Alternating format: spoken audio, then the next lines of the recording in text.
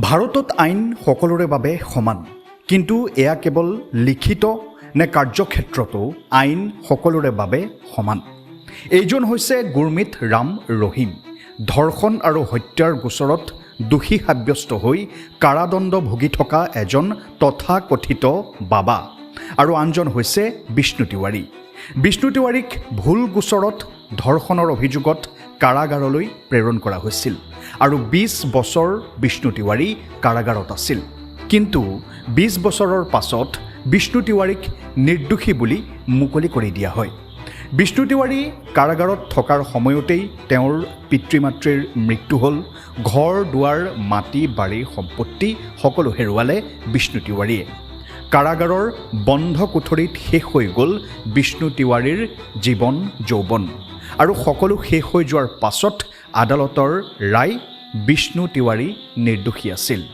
ইয়াৰ বিপৰীতে গুৰমিত ৰাম ৰহিমৰ ক্ষেত্ৰত চাওক, ধৰ্ষণৰ গোচৰত ২০ বছৰৰ কাৰাদণ্ডৰে দণ্ডিত গুৰমিত ৰাম ৰহিম। এজন সাংবাদিকৰ হত্যাৰ গোচৰত যাৱজ্জীৱন কাৰাদণ্ডৰে দণ্ডিত গুৰমিত ৰাম ৰহিম। কিন্তু শুনি আচৰিত হ'ব, ২০১৭ চনৰ পৰা এই পৰ্যন্ত ১৬ বাৰ পেৰলত কাৰাগাৰৰ পৰা মুকলি আকাশৰ তললৈ আহিছে ধৰ্ষণকাৰী হত্যাকাৰী গুৰমিত ৰাম ৰহিম। সৎসংগ, বিভিন্ন অনুষ্ঠান, নিৰ্বাচন, খেতিৰ নামত ২০, ৩০, ৫০ দিন পৰ্যন্ত পেৰল। যেন এইজন মহাশয় কাৰাগাৰৰ কয়দী নহয়, আলহীহে।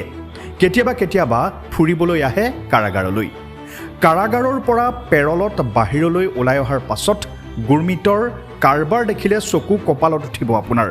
বিলাসী গাড়ীৰ কনভয়, সমৰ্থকৰ ভিৰ, আনকি মিউজিক ভিডিঅ' পৰ্যন্ত মুকলি হয় গুৰমিত ৰাম ৰহিমৰ। অনলাইন দৰবাৰ অনুষ্ঠিত হয় গুৰমিত ৰাম ৰহিমৰ। ধৰ্ষণৰ দৰে ঘৃণনীয় জঘন্য অপৰাধ কৰা গুৰমিত ৰাম ৰহিমৰো আছে একাংশ অন্ধ সমৰ্থক, ভক্ত, অনুৰাগী, যি তেওঁৰ পূজা পৰ্যন্ত কৰে, চৰণ ধুৱে। আৰু বিপৰীতে এবাৰ ভাবক বিষ্ণু তিৱাৰীৰ কথা। দুয়োজনেই ভাৰতীয় নাগৰিক, একেখন আইনৰ অধীনৰ। এজনে অপৰাধ নকৰাকৈ ২০ বছৰ কাৰাদণ্ড ভুগিলে আৰু আনজনক আদালতে দোষী সাব্যস্ত কৰিলে, কিন্তু তাৰ পাছতো কাৰাগাৰৰ পৰা তেওঁ মন গ'লেই বাহিৰলৈ আহিব পাৰে। এয়া শাস্তি নে বিনোদন? সেই মনলৈ আজি প্ৰশ্ন আহিছে, আইন সকলোৰে বাবে সঁচাকৈ সমান নে এয়া কেৱল লিখিত বাক্য? এই সন্দৰ্ভত আপুনি কি ভাবে? কমেণ্টত জনাওক আপোনাৰ মতামত। ধন্যবাদ।